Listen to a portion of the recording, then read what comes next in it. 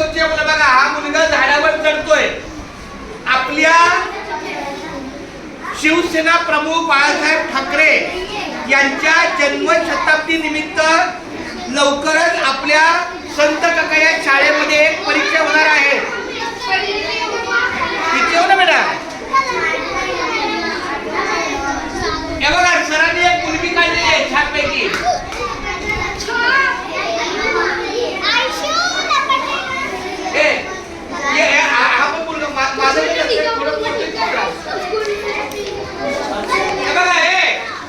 हे चित्र कोणतं आहे? तिसरी चौथी.